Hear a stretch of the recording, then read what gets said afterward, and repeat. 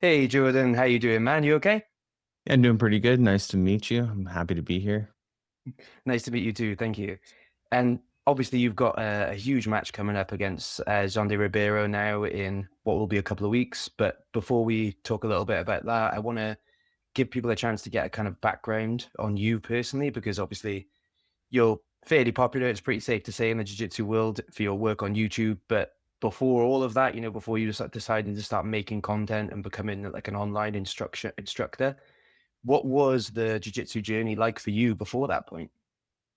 Yeah, so I was a competitor for a long time. Like I competed basically every month. I did MMA, Muay Thai, everything too. And yeah, I was a competitor for a long time. But then things kind of changed when the pandemic hit, and I had twins too, and already had another kid. So I have like three kids now, and it was just like a busy, busy time. So I just took a break from competing and focused on the channel because it's a more like, I guess, a lucrative thing to do with my time. And it turned out to be a good idea. And, but now I'm getting back into competing and I'm really excited for the opportunity to face Janji later, well, next month. And, but yeah, some people don't realize I was a competitor before I was a YouTuber, and they think of me as a YouTuber. They kind of put that label on me, but it's like, I'm actually like pretty good. I used to do very well in competition, winning absolute divisions and, winning a lot of gold medals, that kind of stuff. So I never, kept pursuing that. But a lot of people in the scene that I was in have done very well since. And it's really nice to see their success. I think I can have success competing as well. Yeah, well, I mean, you obviously in Canada, that's kind of an emerging scene for jiu-jitsu over the last like 5 or 6 years, I would say, at like real highest level competition. So what was it like for you sort of in the, if you will, like the dark ages of jiu-jitsu in Canada when not that many high level competitors were really breaking through at that level kind of thing? Yeah, I started in 2012, and it was kind of right around the time that like jiu-jitsu was kind of picking up steam in Canada. And it was a really tough scene, like a lot of good guys. So like some guys that have came from the scene have been Dante Leon, Ethan Krelestein, Oliver Taza. That's the kind of scene, it's the same scene that they're from and I'm from. And yeah, like for me, I had a pretty like unique path where I was doing like, competing, doing well for a while. And, but then I decided to open up my own gym at only 3.5 years of training. I was just a blue belt, but the opportunity kind of came to me and I went fully with it. And so I haven't had like a day to day instructor since I was 3.5 years in. But I actually started like doing better in competition, like just taking training into my own hands. It was just kind of funny because people told me, like, oh, now you open up your own gym, not a good idea. You won't be able to train yourself and your competition success is going to suffer. But like when I got like right around that time when I got my purple belt, that's when I had my best success I've ever had. So like yeah, it was a kind of a unique journey that way. And I'm really glad it turned out the way it did. And yeah, it's like yeah, I'm happy with the way things went. But yeah, it's a tough scene for sure. So can I ask then, because I think that's quite a common sort of like thought process in jiu-jitsu is that a lot of learning has to be self-directed really, because even, with the best coach in the world and the best training room in the world, you've still got one person watching 20, 30 people minimum, you know what I mean? So it's never going to be a case that you're, unless you're obviously in a sort of an elite like squad, you know what I mean, of a small number of guys, you're never going to get that 100% focus that, a coach might be able to give in other sports like boxing or, um, kickboxing or anything like that. So how did you sort of like structure your learning then at like such a early stage in your career, having to sort of go solo? Yeah, so basically since like day one, I was just obsessed with jujitsu, obsessed with learning jujitsu. Like I would read Jiu-Jitsu University every single day while I'm eating my cereal, and like I would watch like so many YouTube videos and so many instructionals just like nonstop. And I never made excuses for myself. Like I wanted to be the best. Like that was my motivation from day one. Like I don't want anyone to ever be able to beat me. Like I'm very like competitive that way. And I didn't see it as like a problem, just taking training to my own hands. And I even think that people overvalue the value of a coach. Not that I think that coaches can't be valuable and helpful, and especially in certain situations, but like you just can't make excuses for yourself. You want to be the best. You got to make sure that you get good at jiu-jitsu. You can't blame anyone else. You can't blame, oh, my coach isn't a great coach, or like I don't have a coach, like whatever. It's like, no, like you're your own person. This is an individual sport. If you want to get good, that's on you to get good. And yeah, like, even like my own gym, like, I help people get good at jiu-jitsu. Obviously, I'm an instructor and whatnot, but absolutely, it's on them to reach like the next level. To like, if they want to be a high level competitor, they want to be elite. Like that's really on them, and I'll help them, give them the tools to do that. But like, a coach can't like you can only do so much. You can only guide people, but like, you got to be able to do it yourself, and that's a mentality I have for sure. Even MMA too. Like I never had like a really an MMA coach. I kind of had different striking coaches at times, but like, yeah, the same thing. Like I was undefeated in MMA. I had an amateur MMA championship, but like I just used grappling. I used like I just learned it myself. I learned how to wrestle myself. And, I still give like, I don't want to sound like I don't give credit to people that have helped me, because absolutely they've been a huge help. But at the same time, again, individual sport, make no excuses. You gotta do to get good. And that's it.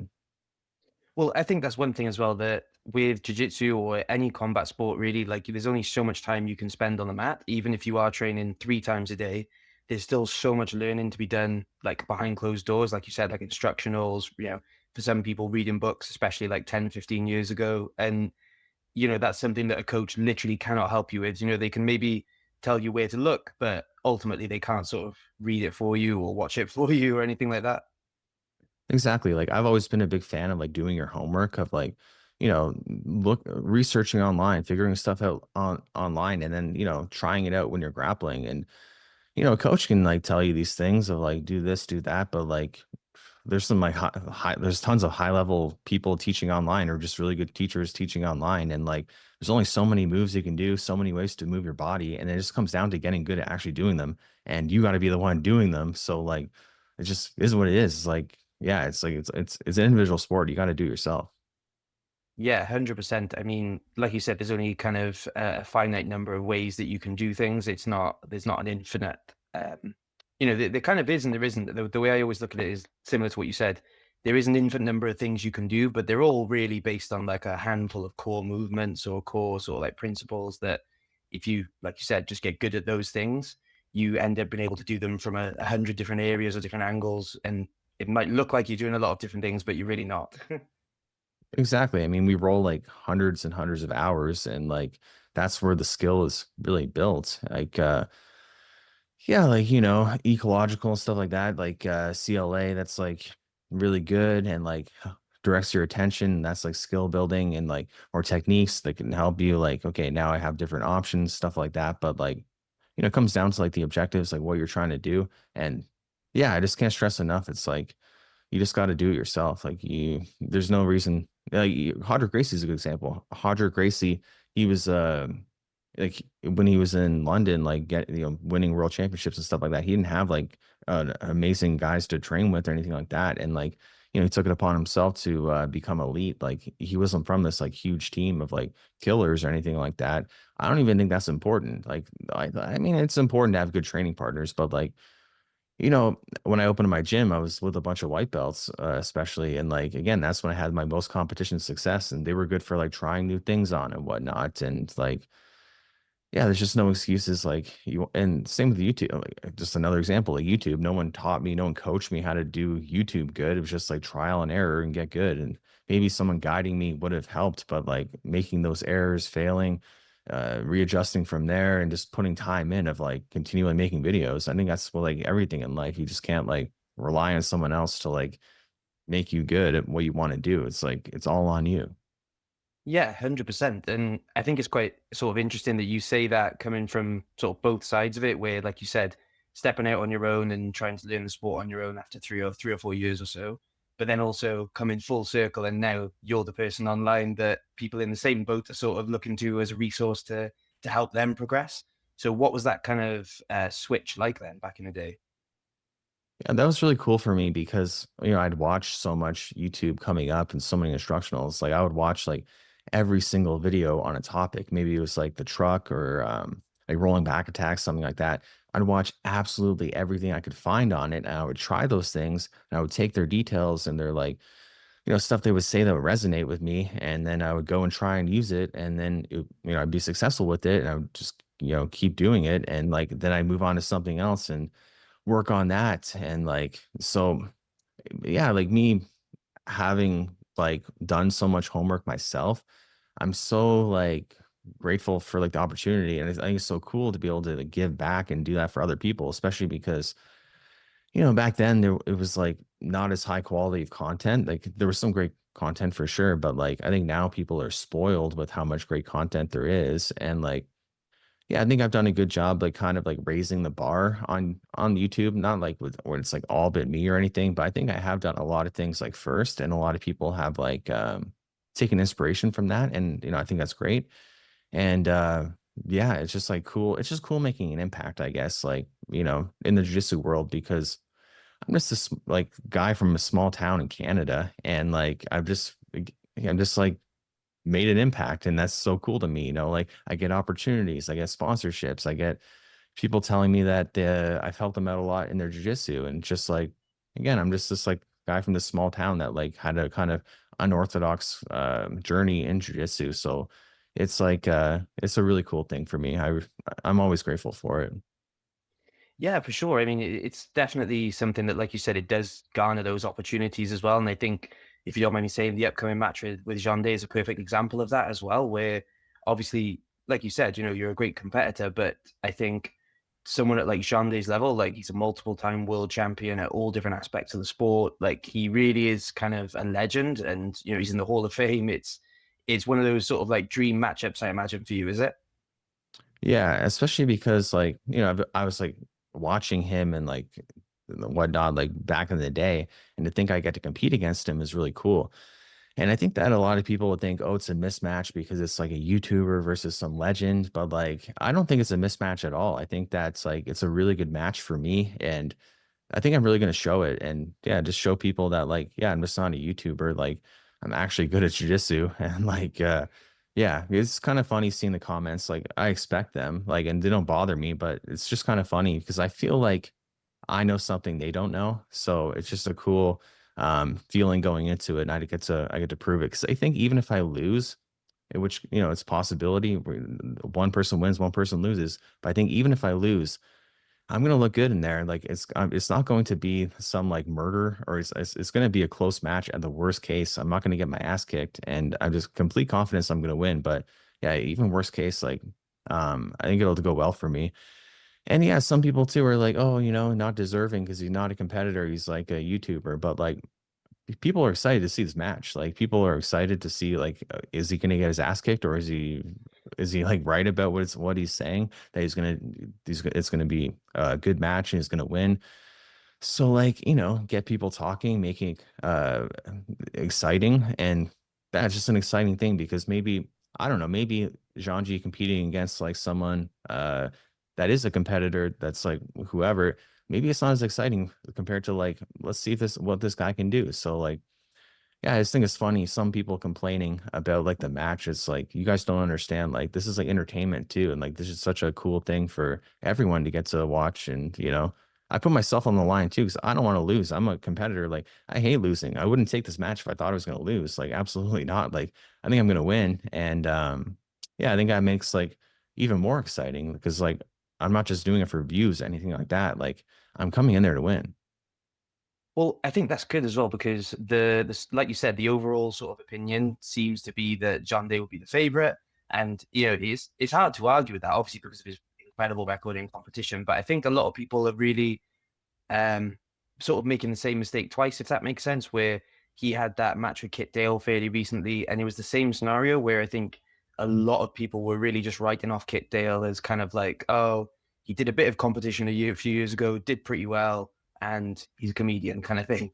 Whereas like he really, really put it on John Day and had an incredible performance. And I think even though after seeing that, a lot of people still aren't really cottoning on to the fact that you can't really count guys out if you're in the same boat as you and Kit Dale. If you're training every day and working to improve, you know what I mean. You might not be as visible as guys like Jande who are competing at the highest level for years and years, but that work is still being done behind closed doors. You know what I mean? Absolutely. Like without sounding disrespectful, like your credentials aren't like they're not going to help you in the actual match. Like, I think that he's got great credentials and absolutely he's a legend. I respect him 100%. But when the match comes, like same against Kid Dale, like it's going to be who's better that night or who's better jiu-jitsu just in general, who's like, maybe he's past his prime. I don't know. Like, I don't mean to sound like negatively, but I mean, like, there's the factors of like past performances, past success aren't going to matter in that specific match. And like, yeah, I'm younger too and everything. I think that helps me out. And yeah, the Kid Dale is a good example. Like, of like, I think that people that are good at jujitsu, like, there's not a lot of like, I don't know, there's not a huge difference in level. I think like everyone that's good is like pretty similar level, and then it comes down to like different factors. And I think that I'm in that echelon. I think of like people of a good jujitsu practitioner. And I think I can hang with anyone. So yeah, like I think that it's gonna be a good match, and yeah, I'm excited for it. I think as well that you sort of like alluded to something there that is definitely a huge factor, which is obviously that in any combat sport, styles make fights as well. So even someone that, could have achieved 10 times what someone else has, they may just be good at the one particular thing that that person is weaker against or isn't as good at coping. Like as an example with the Kit Dale match, you saw Kit work his passing that we've seen him do to dozens of other people, but it just really worked well against Xande. Whereas like he's faced people with like less accolades and actually had less success, if that makes sense, in the same sort of like area. Is there anything that you think you maybe do good that Xande might struggle with? Yeah, like I think that I'm very fast and very dynamic and very like flowy, where like I think he is more like kind of old school, like, which isn't a negative thing. It's like it's a great style too. But I think that like his style is like something I'm good at. I'm good at like competing against, because he wants to kind of slow it down a bit, kind of more pressure and like that kind of stuff. But I feel like I'm good at avoiding people just like getting a hold of me. And I think that that style is just hard to it's hard for that style to deal with someone that's fast and dynamic. So like I think that I have the stylistic edge, and then other things factor in too, like cardio, physicality, that kind of stuff. And I think he's probably going to be a little bit bigger. But I don't know. I'm 205 right now too. So like I'm shorter, but I'm same height as Kit Dale. So I'm like, so I don't know. I don't know if I'll have the strength advantage. I don't know if I'll have the cardio advantage. Like I don't know where these things are going to lie, but these things all matter too. And I feel like pretty confident in my cardio right now. I feel confident in my strength. So yeah, it's just going to come down. Like we're going to find out. And can I ask then as well, so how did the match actually come about? Because was this something that you were kind of like actively seeking out, or was it just an opportunity that came to you one day? Yeah, so Ben from Flow, the general manager, he reached out to me, asked me if I wanted to be a part of Who's Number One in an event. He asked me if I had any opponents in mind, and like I told him, I can hang with anyone, and that I'll take like I want a good guy. Like I don't want someone I can just go and like someone that won't matter if I beat them. Like I don't want someone just like kind of average. Like I want someone really good. Like because I feel like I can hang with these guys and I can beat them. So he offered me a couple different names. They said no. I asked for a couple different names. Like I asked for Kid Dale originally, but didn't work out. But I thought that would be a good match, especially because like he's kind of like a original kind of content creator. Like he's a competitor too, but like he was like making funny skits and whatnot. Like one of the first guys to do that. So I thought it'd be kind of cool, kind of like the one of the original kind of people that did that kind of stuff, and then kind of be more like the I don't know, I don't want to say like modern type, but kind of like current. But he's current too right now, so I don't know how to phrase that. But like, yeah, just like us going against each other, I thought it'd be pretty interesting. We're similar size, and yeah, I thought that'd be a good match. But then they offered me Zhangji. I was like, what? This is crazy. Like I couldn't believe they offered me that. But like I didn't even think about it over like 10 seconds. I was just like immediately, yes, I'll do it. Like I responded to him right away. Yes, I'll do it.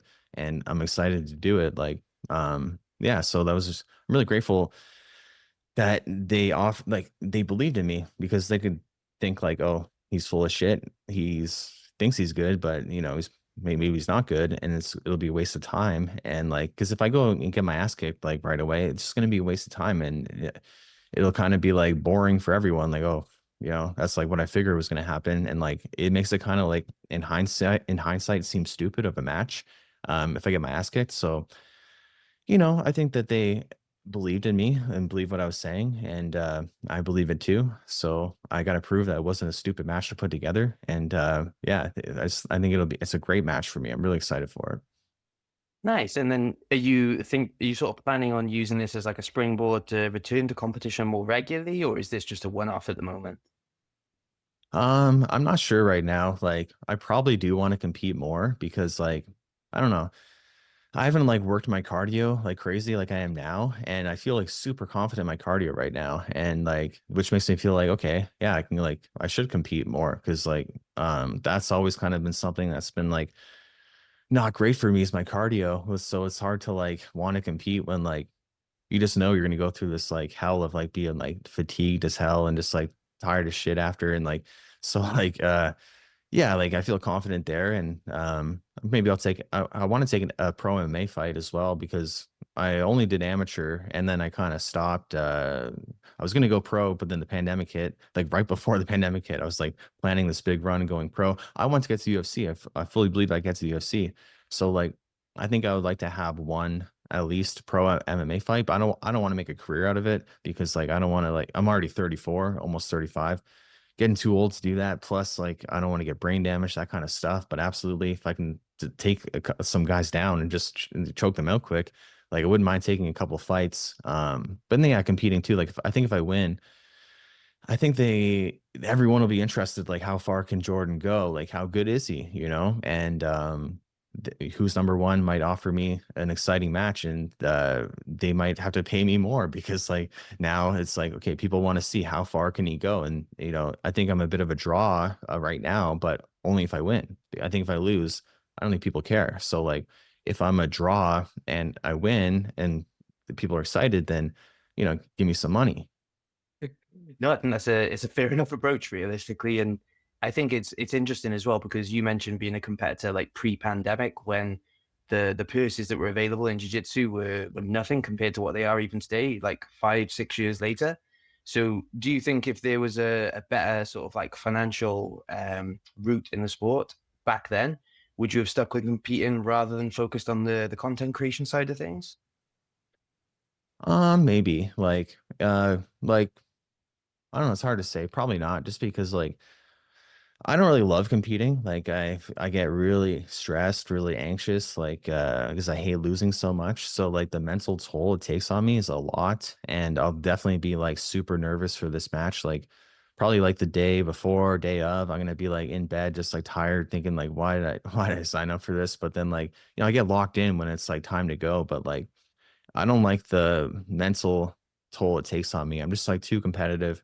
Yeah, and like too like in my head. But if the opportunity is there, if it's like if it makes sense, if it's worth it to do, then like definitely. But like, being a content creator like pays like decently well. And so it's hard to like I only have so much energy to give. So it's like, do I give it to my content creation or do I do like competing? Because like right now I'm trying to do content creation still, like make long form videos, but it's really hard because I'm really tired like every day because I'm training so hard and I gotta recover and like relax and that kind of stuff. So it's just hard to divide my time, my energy to two things. So yeah, I'll take like if matches make sense, I'll definitely do them, but I don't think I'll become like a full-time competitor or anything like that.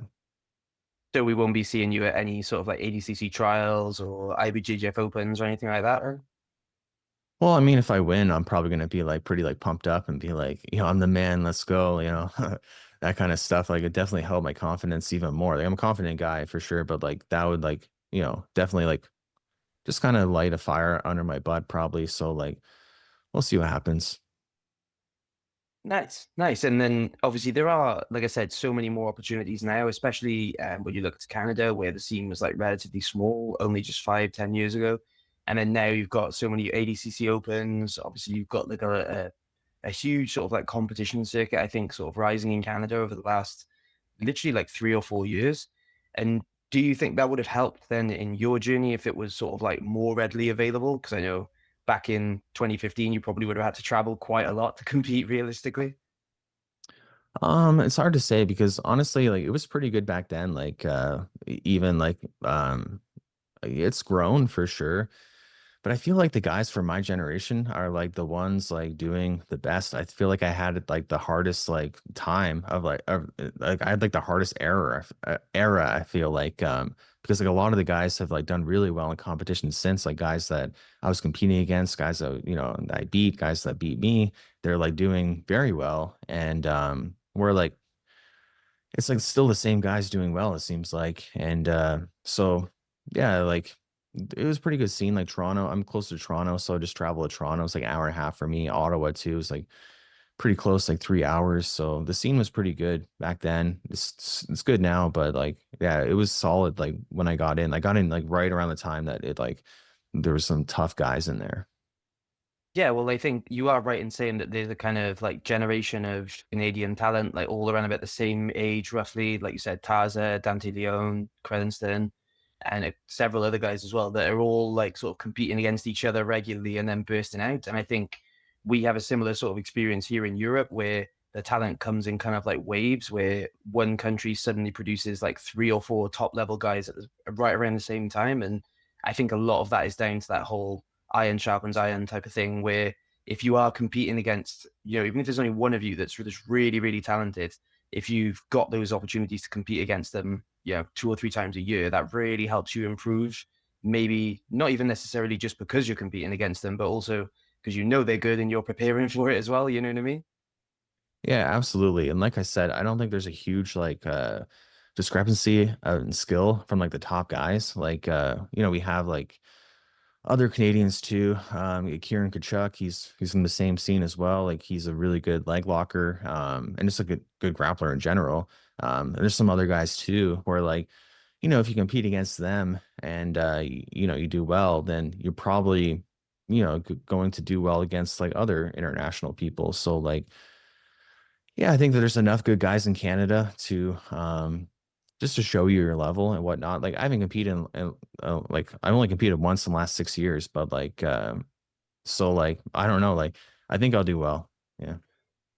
And then when you looked at like your sort of like preparation for it, then is it mainly that kind of like Hodger Gracie style preparation where you're mainly training with like lower belts, trying to like work on things and get those reps in? Well, like I'm like kind of lucky now where like okay, because I opened up my gym as a blue belt, so now I have like 10 years of people. Like now I have like lots of black belts to roll with. And there's guys coming out from like around the area like that are like, an hour away, 45 minutes, 30 minutes away, coming out to help me train, and most of them are bigger than me and Janji. So like skilled guys that are big, they're pushing me hard. And yeah, like we're doing like lots of like hard rounds and lots of like long rounds where I don't get a rest. So I'm doing like last night I did 3 13-minute rounds where like halfway through, like there was a new guy, and I felt like my cardio was holding up really well. So like yeah, yeah, there's just plenty of good guys to train with. I'm really lucky I started the gym as a blue belt, because I feel like if I started the gym now, then like I would have all the only white belts. So where like I think that'd be harder for me right now. But like back then it was like a good thing. It was like it was helpful almost. But like now it wouldn't be so much. Yeah, no, that definitely makes sense. Obviously, it's a common thing. I think that people say that you need people that are not quite at your level, if you know what I mean, like able to push you and able to punish mistakes and that sort of thing, but not able to absolutely wipe the floor with you, because otherwise you struggle to get that sort of like good reps of winning in, you know what I mean, which you obviously need if you're competing at the end of the day. Exactly. Like you definitely have to be exposed to like good people. But I feel like even if I didn't have like the guys I was training with, like I would just do more cardio. Like, and I think like because it's like learning, it's just like learning, it's like riding a bike. Like, you don't like you can ride a bike, you can ride a bike. Like you're good at jiu-jitsu, you can do jiu-jitsu, and like just like cardio and strength and that kind of stuff's gonna matter more. Like that's what I'm really prioritizing right now is like my cardio sessions, and then like the training is great, but like I think I could do well even without training jiu-jitsu with like good guys right now. Nice, nice. That's a good way of looking at it as well. I think a lot of people will sort of resonate with that when you have like an extended layoff, like maybe you get injured or life gets in the way for some people as well, and you take 2 weeks off or something, and then when you come back, you do feel that like kind of ring rust for the first session or two, but then really, like you said, it is like riding a bike. You kind of just pick things back up. You suddenly remember stuff that you did that maybe wasn't in the forefront of your mind, but your body sort of still has those reactions, you know? Yeah, honestly, I feel like sometimes taking a break, I come back better, or like even other people in my gym, like, yeah, they like take a break and they come back, they're like better than they ever were. So like it's a strange thing, but like taking a break can be so helpful. Like kind of like get out of like I don't know, like mental kind of plateaus and whatnot, and like just doing the same thing over and over. You come back refreshed. You come back like just like different mindsets. So like, yeah, I don't think that's like a detriment if like taking a break or not being able to roll with like good people for a bit. Like you just got to work the cardio. And I think you make a good point then as well that it is common, I think, to come back better after like short breaks, you know, like a week off or something. Because I mean, you let your body actually heal, which I think if you're doing jujitsu 5, 6 days a week, you're never really actually recovered. Like you can prioritize recovery, get good sleep, nutrition, but you are just battered the whole time, no matter what. Whereas after like a week off, you are going to sort of start to heal those like small niggling injuries that aren't really a big deal, but they do hamper you from time to time. And then, like you said, you have that mental plateau as well, where if you're kind of banging your head against the wall trying to improve a specific area of your game, then just kind of taking a break from it and then coming back fresh can often lead you to sort of exposing something new that you're trying to get to work, but because you're less sort of like mentally locked in or like frustrated about it, you kind of open up the ability to do it a bit better then. Absolutely. I think a lot of people, even like just in general, they kind of like do the same thing over and over. And I don't think that's a good thing. Like I always try to like evolve. I always try to like change my game, change what I'm doing, like work on something different. Like, like maybe I'm like working on leg locks for a long time. Like I want to be like a leg locker for like a month, and then after that, I'm gonna like okay, now I'm gonna like smash people. Like or next, I'm gonna really be like working like back attacks or whatever. Like I think a lot of people they just get stuck on like what they're good at, and then yeah, like a break can like help them. But like just in general, people shouldn't like have that mindset of like just do the same thing over and over again and expect different results. Like you need to like explore all these different areas and just constantly like be yeah, adding tools to the toolkit. I think that's like so important. Nice, nice. And that's pretty much everything I've got time for at the moment. But is there anything else that you want to say or any sponsors you want to give a shout out to or anything like that before I let you go? Not particularly. No, like, I'd like to thank I mean, gold gives me good stuff. Level blacks give me some stuff. I want to thank my training partners because I really appreciate them right now. Like people coming out, driving out, and they've been a huge help. So just thank you to everyone. Thank you to all my supporters too, because like it's so nice seeing people say like how excited they are for the match and people thinking I'm gonna win too, because a lot of people think I'm not gonna win. So I appreciate when they do think I'm gonna win. Nice, nice. Well, that's pretty much everything. As I say, well, thank you very much for taking the time to speak to me, Jordan, and take it easy. And I hope you do have a good show in there against Xande, all right? Yeah, thank you so much. It's nice meeting you. Cheers. Same to you. Take care.